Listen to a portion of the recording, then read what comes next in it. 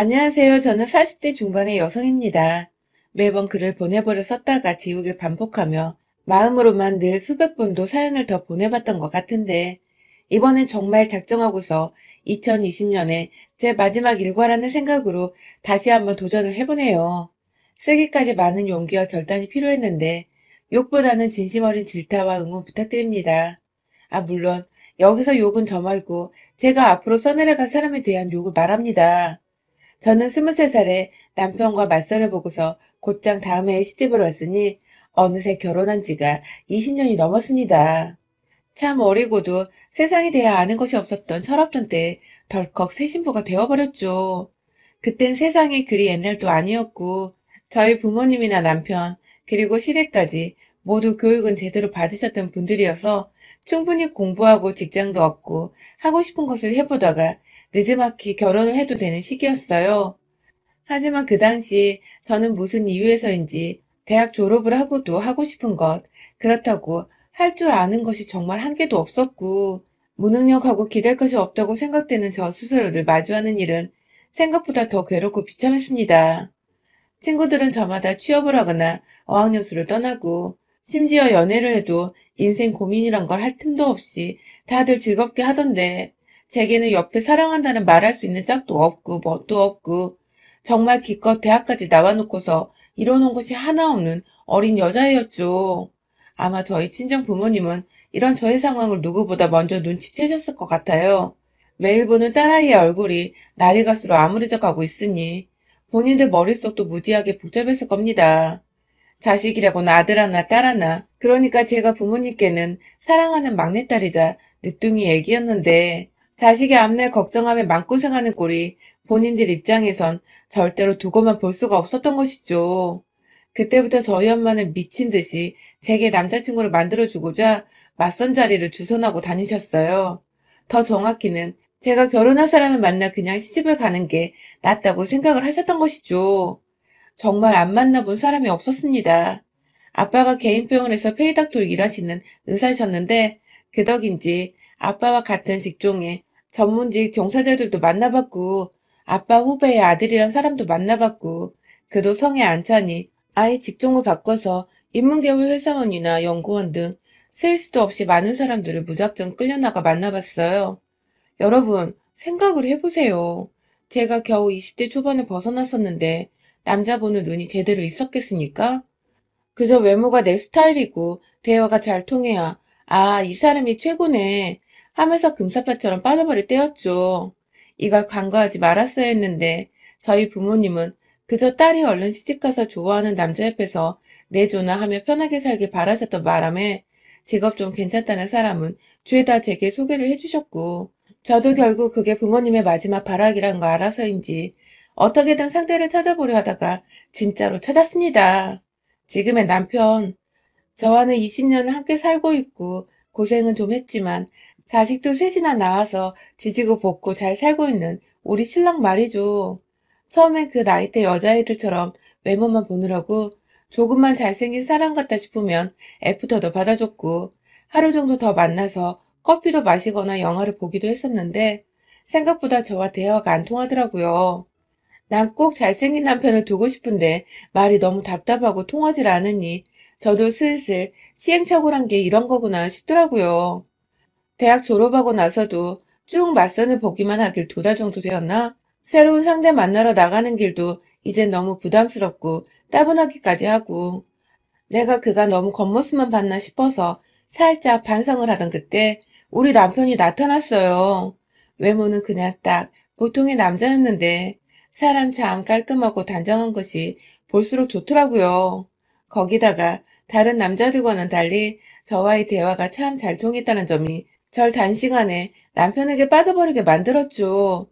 개그 코드가 똑같아서 지나가다 어느 취객이 트럼을 꺽 하고 지나쳤는데 그걸 기분 나빠해야 하는데 둘이서 웃겨 죽겠다며 길목 한가운데서 배꼽 잡고 웃은 것부터 시작해서 서로의 이름을 서로가 처음부터 잘못 알고 있어서 틀린 이름으로 부르다가 뒤늦게야 통성명 제대로 하고서는 또 그게 웃기다고 껄껄거리고 있고 한마디로 남이 안 오는 지점에서 둘이서만 웃겨 죽으려 한다는 것 자체가 유머 코드가 아주 잘 통한다는 것이었죠.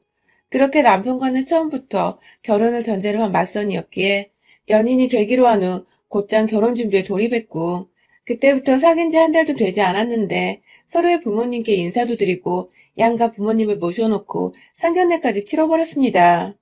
애초에 양가 부모님도 저희가 결혼을 전제로 만나러 나간다는 사실을 아셨기에 크게 놀라실 것도 없으셨고 저희는 순식간에 척척 결혼식까지 완료하고는 정신 차려보니 신혼집에 들어가 있는 신혼부부가 되었어요. 분명 얼마 전까지 졸업 후 뭘 해야 할지 몰라서 답답해하고 있던 저였는데 참 인생은 한 치 앞을 알 수 없는 것이라는 걸 그때 전 몸소 체험할 수 있었죠. 그렇게 시집을 오니 참 좋았어요. 양가 부모님이 경제적 여유가 있어서 신혼집이며 새로운 살림의 시작 단계가 비교적 모두 다 수월했고 시부모님께서도 참 쿨하게 뭔가 신세대 같아 보였던 것이 시집 잘 갔다는 생각도 많이 들었었죠. 특히 시어머니는 처음 신혼집을 구할 적부터 살림살이 채울 때 저희 엄마와 함께 셋이서 다니시면서 꼭 친정 식구도 같다면서 무척이나 즐거워하셨어요. 잘 지내주는 양가 어른들 모습에 저도 신랑도 무척 감사했고요. 그런데 이랬던 보통의 가정이 어느 순간부터 깨지기 시작했던 것은 바로 작년 초 시아버지가 지병으로 돌아가시고 시어머님은 자연스레 외동아들인 저희 남편이 모시게 된 후부터예요. 그간 시어머니와 워낙 잘 지내왔고 또 결혼 생활한 게 벌써 강산이 2번이나 변했었기에 제 아무리 시자가 붙는 사람이라 해도 당연스레 생각하며 시어머니를 집에 모셔왔어요. 방 하나 비워서 어머니 손잡고 다니며 방 꾸미는 것도 함께하고 내내 어머니 건강 생각해서 애들 식단에 남편 밥 그리고 어머님 식사까지 3가지를 챙겨가며 부엌에서 거의 살다시피 하며 살아갔습니다. 애가 셋이다 보니 정말 정신이 없기도 했고 또 하나둘 입시 시험을 치를 때가 다 와가다 보니 예민해져 있기도 해서 제가 챙겨야 할 것들이 한둘이 아니었죠. 그런데 시어머니가 저희 집에 들어오시고 한 반년 정도는 정말 저와도 잘 지냈어서 편히 지내시는 줄 알았는데 글쎄 남편한테 제가 어머님 눈치를 줘서 본인 마음이 불편하다는 소리를 하신 겁니다. 전혀 상상도 못한 일이었고 남편을 통해 그 얘기를 듣고는 완전히 뒤통수를 맞은 기분이었죠. 어찌저찌 그날 바로 남편을 대동해 시어머니와 함께 대화를 나누며 오해를 풀긴 했습니다. 저는 평소대로 어머님을 대해드렸고 신경 정말 많이 쓰며 보살펴드리고 있다는 생각했는데 그런 생각을 하고 계신 줄은 몰랐다고 했고 어머님은 제가 곧장 이런 말을 하니 본인도 민망하셨는지 그냥 했던 소리라며 오히려 남편한테 왜 이상하게 말은 전했냐고 애써 나무라셨죠. 뭔가 이상하긴 했어요. 전혀 눈치 보실 성격이 아니신데 눈치 보인다는 소리를 하신 것 자체가 좀 꺼림칙했지만 처음 며느리와 함께 지내시느라 불편한 점들은 있을 수도 있겠다 싶어 더 신경 써드리려고 마음을 먹었어요. 하지만 이 일은 시작에 불과했죠. 시어머니는 그날 이후부터 또 한동안 잠잠하다가 정말 뜬금없이 저와 이웃집 제 친구의 남편, 제 아이의 친구 아빠인 사람과의 관계를 의심하기 시작하신 겁니다. 정확히는 11월 말부터니까 2020년 연말 내내 이 의심을 품고 터뜨리고 아주 난리를 피워대셨죠. 잠잠하던 집에 불을 제대로 끼얹은 겁니다. 그 의심의 상대남은 바로 저희 집 위층에 사는 이웃집 언니의 남편이에요. 저희 둘째 아이하고 같은 반을 여러 번 해서 알게 된 사이이고 그 집 언니가 저랑 2살 차이라 몇 없는 또래라며 거의 10년을 함께 돌도 없는 동네 절친으로 지내고 있고요. 남편들끼리는 애들 데리고 자주 운동하러 나가줘서 가족끼리는 다 같이 친하게 지내고 있는데 어느 순간 시어머니가 자기 방에서 자꾸 소음이 들린다며 밤마다 잠을 못 잔다고 따져야겠다며 혼자 팔을 걷어붙이고 위층으로 올라가려 하시더라고요. 딱 봐도 싸움을 일으킬 것만 같은 그 태도에 저는 급 당황을 하며 시어머니를 막아섰죠. 그간 잘 지내고 있었던 이웃 사촌이 있고 한 번도 소음이란 걸 들어본 적이 없는 집인데 갑자기 잠도 못 잘 정도로 들린다고 하시니 분명 오해가 있을 수 있다는 생각을 한 것입니다. 그래서 싸움부터 일으켜 서로 얼굴 붉히기 전 제가 조심히 먼저 말을 꺼내보기로 한 것이죠. 시어머니를 대신해 위층으로 올라가며 도대체 어떻게 말을 해야 할까 무지하게 고민을 했어요. 겨우 문을 두드리니 집에서 언니 말고 언니 남편, 제가 늘 편하게 오빠라고 부르는데 오빠가 문을 대신 열어주더라고요. 저도 그 시간에 보니 반가워서 오, 오빠! 하면서 자연스레 집 안으로 들어갔습니다. 안에서 언니가 들어와! 하면서 제 목소리를 알아채고 불러줬거든요. 들어가서는 최대한 기분 안 나쁘게 시어머니 얘기를 하다가 소음 얘기를 꺼냈어요.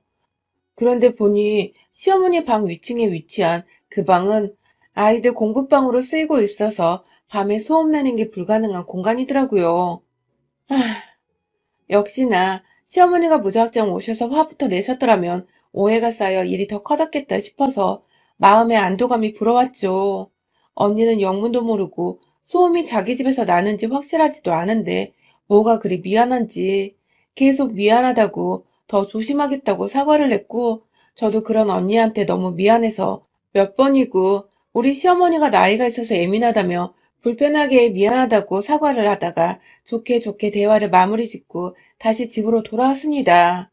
그런데 그날부터 우리 시어머니는 제가 남자 있는 집에 들어가서 한동안 안 나왔다고 그 집 안에서 그 남자랑 무슨 일이 있었는지 모르겠다며 혼자서 미친 사람 마냥 제 불륜을 오해하고서는 막 혼자 모골이 화가 났는지 한참 뚱해 계시다가 결국 그 오해를 혼자 안 풀고 그대로 동네에서 사귄 자기 지인들한테 다 전달을 해버렸더라고요.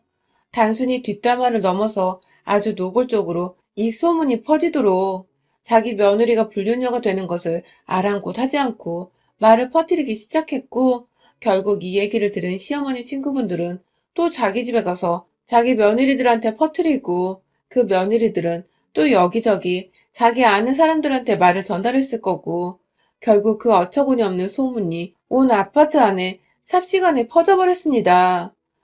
또한 처음 사실과는 다르게 제가 그냥 아파트 안에 어느 유부남과 사귀는 중이라고 집에 와이프 없을 때 안으로 들어가 유부남과 불륜을 저지르는 상간 전문녀라며 조심하라는 그런 어처구니 없는 소문이 정말 집집마다로 다 퍼져버린 것이죠. 정말 순식간에 소문의 당사자, 그것도 애가 셋이나 있는데 불륜의 당사자가 되어버린 이 황당하고 기가 막힌 상황. 더 웃긴 건 전 이 소문의 주인공이 저인 줄도 모르고 그냥 제가 싫어 죽겠는 사람들이 저한테 티 안 내고 어느 미친년이라 돌려 말하며 소문을 전달해 주는데 전 그것도 모르고 혼자 맞장구를 치면서 별 또라이년이네 라고 했답니다. 저를 향해 또라이라고 하니 당시 소문을 전달해 주던 사람들은 얼마나 제가 가소롭고 미웠겠어요. 게다가 장을 보러 가거나 가끔 운동한다고 저녁에 막내 데리고 밖을 나가면 사람들이 인사도 안 받아주고 괜히 저를 한 번씩 더 흘겨보는 것만 같고 마스크를 써서 잘 모르겠지만 사람들 눈에는 제가 완전히 찍혀버린 것만 같았던 너무 기분 나쁜 일들이 연속적으로 일어났어요. 심지어 아파트 앞 마트 사장님은 물건 계산할 때 틱틱 던져가며 바코드를 찍어주시더니 급기야 카드 주란 말도 안 하고 카드를 받아 채가서는 결제를 하고 영수증 달란 말을 하기도 전에 제 영수증을 갈기갈기 찢어버리더니 쓰레기통에 던져버리시더라고요. 제가 황당해서 멀끔멀끔 쳐다보고 있으니 급기야 다음 손님 있는 거 안 보여요? 하면서 화를 덜컥 내버렸어요. 늘 인사를 해주시고 따뜻하게 대해주시던 이웃분이었는데 정말 충격이었어요. 뭔가 단단히 잘못되었다는 생각을 하던 찰나 이 소문은 결국 위층집 언니한테도 퍼지게 되었고 언니는 남편이 바람이 났다고 하니 바로 눈이 뒤집혀서는 그리고 동시에 그 상대가 저라는 소문에 의심의 꼬리를 물고 또 물다가 결국 혼자서는 도저히 안 되겠었는지 저희 집으로 들이닥쳤습니다. 본인도 화로 가득 찬 상태에서 어떻게 제가 그럴 수 있냐고 따져 물으려던 참에 소문을 다 저에게 털어놔 주더라고요. 네가 진짜 내 남편이랑 그렇고 그런 사이냐는 질문은 당연히 처음부터 던졌고요. 언니의 눈에는 의심으로 가득 찬 제 눈물이 내내 고여 있었고 저는 도대체 어떻게 그런 소문이 난지 모르겠다며 마지막으로 언니네 집에 간 게 저번 층간소음으로 찾아간 게 전부인데 어떻게 그러냐며 더군다나 언니네 남편은 맨날 출근하니 집에 있던 날은 그날뿐이지 않냐면서 저도 이 앞뒤가 안 맞는 소문이 도대체 어쩌다 났는지 모르겠다고 너무 억울해서 방방 뛰며 눈물을 흘렸어요. 애가 셋인데 소문 때문에 이제 어떻게 사냐고 애들도 아냐며 애들 생각에 눈물이 도저히 주체가 안 돼서 숨이 넘어갈 정도로 헉헉거리기까지 했네요. 제 얘기를 듣고 제 꼴을 보니 언니도 그제야 아차 싶었는지 그러고 보니 내가 진짜 말도 안 되는 얘기를 너랑 끼워 맞추고 있었다면서 입을 틀어 막더라고요. 언니는 남편이 소문 당사자니 이성적으로 생각할 겨를이 없어 눈부터 뒤집힌 건데 정말 주부인 자신이 내내 틀어박혀 살고 있는 집안에서 어떻게 자기 남편이 자기 없는 사이에 저와 불륜을 저지를 수 있겠냐며 우리 남편 그날 이후로 한 번도 월차를 쓴 적이 없다면서 오히려 그때부터 소문의 진상을 도대체 그 소문이 어디서 퍼진 건지 따져보기 시작한 거죠. 다행히도 소문의 진상은 쉽게 파악이 되었어요.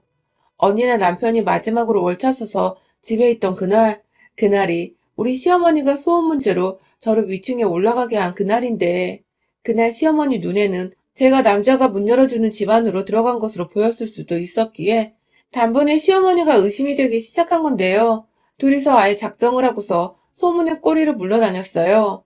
언니는 언니대로, 저는 저대로 소문 전달해준 사람 찾아가 물어보고, 또 물어보고, 심지어 마트 아줌마한테까지 찾아가서 소문을 어디서 들었냐고 다짜고짜 캐묻기 시작하기는 꼬박 4시간 정도 되었나?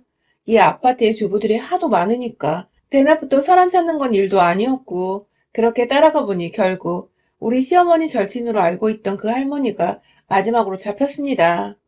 언니랑 둘이서 씩씩거리며 그 할머니 집을 알아보겠다며 경비실을 찾는데 희미하게 1층 주차장 너머에 있는 정자에 우리 시어머니가 보이더라고요. 저도 모르게 무작정 정자로 뛰어가니 어머니 친구분이 그 할머니도 같이 계셨어요. 우르르 한두 명 아니고 비슷한 또래의 서너 분이 더 앉아 계셨죠. 단번에 우리 시어머니 며느리란 거 알아챈 그분들은 어머머머머 하면서 저한테 삿대질하며 전현이 왜? 하면서 제가 여기 왜 왔냐고 따져 물으시려 하더라고요. 그 꼴을 보자마자 그 할머니를 억지로 일으켜 세워 저도 모르게 소리를 질러댔어요. 제가 바람핀다고 누가 그랬어요? 제가 누구남 집에 들어간다고 누가 처음 말했어요? 하면서 오가는 사람들 급기야 경비실 아저씨까지 따라와 말릴 정도로 막 난리를 피워대며 헛소문 퍼뜨린 죄로 경찰에 무고죄를 신고할 거라고. 이거 멀쩡한 사람 명예훼손 한 거예요. 알아요? 하면서 저도 잘 모르는 법을 들먹이며 경찰이고 고소고 막 험한 말들을 꺼내니 이 노인은 겁을 덜컥 먹고는 몇 번이고 우리 시어머니를 번갈아 쳐다보다 결국 지그시 손가락 하나 치켜들더니 시어머니 가리키면서 그러더라고요. 너희 집에서 나온 소문은 왜 나한테 그래? 하면서 그 말은 다 우리 시어머니한테서 들었다며 결국 이시직고를 한 할머니. 아, 그 자리에서 사람들 보는 앞에서 소란스럽다고 하나둘 정자 쪽을 내다보기 시작한 주민들이 베란다 곳곳에 보이는 와중에 시어머니 멱살을 끌고 잡아 나왔어요. 그대로 맨발로 끌려오는 시어머니고 뭐고 사람들이 웅성웅성 거리는 소리가 들리건 말건 상관없이 그냥 오로지 제 상황, 제 기분 생각하며 질질 끌고서는 집 안까지 들어왔죠. 소파에 내팽개쳐놓고는 술 처마셔서 그런 소리 하고 다녔냐고 물어보니 처음엔 자신은 모르는 일이라며 계속해서 잡아떼는 겁니다. 저번에 남편한테 제가 눈치 준다고 이간질을 했을 때부터 낌새를 알아차려야 했는데 이제 보니 아들과 한 집에서 살며 아들 사랑 독차지하고 이왕이면 피 안 섞인 며느리는 좀 떨어져 나가줬으면 좋겠다 싶으셨나 보더라고요. 어디서 시어머니한테 무리하게 구냐며 저희 친정엄마까지 언급하면서 버르장머리 없어서 싹수가 노란 줄 진작에 알았다며 궁시렁대던 시어머니는 급기야. 니년이 남자가 문 열어주는데 들어가서 안 나와놓고 왜 나한테 지랄이야? 하면서 본인이 결국 그 소문을 낸 당사자인 것을 그러니까 그날 층간소음 해결하러 올라가는 저를 보고서 오해를 했다는 것을 시인하더군요. 그 순간 저도 모르게 욱해버렸는데 확 뺨이라도 때려버리려다가 바로 옆 찬장에 있던 와인병 하나 꺼내들어서는 시어머니 정수리 위에서 들이부어버렸습니다. 한참 들이붓다가 그러니까 당신이 그 소문을 낸 당사자라고? 라고 재차 물으니 그제서야 쫄려서는 아고 나 죽네 나 죽어 시엄마가 말 좀 전달했다고 이러네 나 죽네 나더군요. 손주들한테 미안하지도 않은지 애엄마가 불륜 전문료로 낙인이 찍혔는데 말 좀 전달했다는 시어머니 가만둬선 안 되겠더라고요. 한 병 더 들이부으려고 가장 저렴한 와인 하나 찾으려는데 어디선가 구수한 육수가 제 뒤에서 시어머니를 향해 철푸덕 가고 와장창창 부어져서는 콸콸콸 시어머니 몸을 타고 바닥으로 흘러내리기 시작했습니다. 그렇습니다. 같이 있던 윗집 언니가 듣다 열이 뻗쳤는지 제가 신년에 끓이려고 만든 떡국 육수를 그걸 그대로 냄비채로 들고 와서는 시어머니한테 부어버린 겁니다. 시어머니 정수리 위에 한두 마리 올려져 있던 통멸치부터 시작해서는 다시마 조각부터 아주 구수한 육수향이 스멀스멀 올라오더군요. 그리고 저는 그런 시어머니께 말했습니다. 나가서 이 아빠 들어올 때까지 아파트 입구에 서서 제 소문에 대해 해명하라고 말해줘. 물에 홀라당 젖은 시어머니한테 이불 한 포 덮어줬어요. 그리고는 바로 1층 아파트 현관문 앞으로 내보냈죠. 집에 돌아와서는 언니한테 빌린 상자 위에다가 A4 용지를 다다닥 붙여서는 그 위에 글도 적었습니다. 내가 며느리 엿먹이라고 불렸냐라고 헛소문낸 당사자입니다. 며느라 미안하다. 아들아 미안하다. 윗집 부부 미안해요. 하고 말이죠. 언니랑 어찌나 협동심이 좋던지 진짜 순식간에 박스 위에다가 화이트보드지처럼 글씨까지 완성을 했습니다. 1층 가서 시어머니 품 안에 건네주고 테이프로 어깨에 박스와 붙여 고정을 시키니 제법 그럴싸했어요. 오다 가다 사람들이 무슨 일이냐고 막 쳐다보기 시작하고 글을 읽더니 감이 왔는지 수근수근 대더니 또 시어머니 꼴에 웅성웅성 거리고 그런 사람들 앞에서 헛소리 내면 다음엔 우리 시어머니 말고 당신들 꼴일 줄 알아. 하고는 이왕 시어머니 엿먹인 쌍년이 된 거 완전히 이 구역에 미친년은 나다 하는 광고까지 해놓고는 집으로 씩씩하게 걸어 들어왔습니다. 그날 시어머니는 진짜 추위에 떨며 저 대신 밖에서 소문에 대한 진상규명 퍼포먼스를 펼쳐주시다가 제가 보고 한 시간 후에 집으로 다시 데려왔어요. 이미 동네 사람들도 볼 꼴 다 봤고 시어머니는 추위에 벌벌 떠면서 저한테 하는 첫마디가 그거더군요. 내가 앞으로 잘할게. 라고 말이죠. 겁 제대로 먹은 시어머니와 아직 소문에 대해서도 저와 시어머니 사이에 무슨 일이 있었는지도 모르는 남편은 아무렇지 않게 제가 다시 만든 육수와 함께 버무려진 떡국을 시원하게도 들이부었습니다.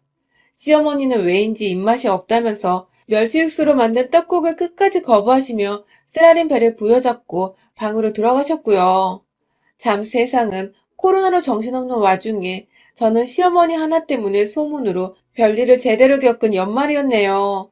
뭐 결론은 소문도 제대로 규명을 하고 시어머니 정신 똑바로 차리게 함과 동시에 동네에 한 번만 더 제 소문 이상하게 내고 다니면 다 가만 안 두겠다고 벼러주기까지 했으니 앞으로 저를 향한 욕 나오는 소문은 절대로 없을 듯 합니다. 아, 물론 저 무섭고 독하단 말들은 괜찮아요. 차라리 그러면 사람들이 무섭다고 함부로 입 밖에 오르내리지 못할 테니까요. 벌써 혀 내두르며 입 꾹 다문 동네 아줌마들이 한둘이 아니랍니다. 무섭다는 소문이 불륜 전문녀라는 소문보다는 정말 100배, 1000배 나으니까요. 여러분의 생각은 댓글로 남겨주세요. 오늘도 시청해주셔서 정말 감사합니다.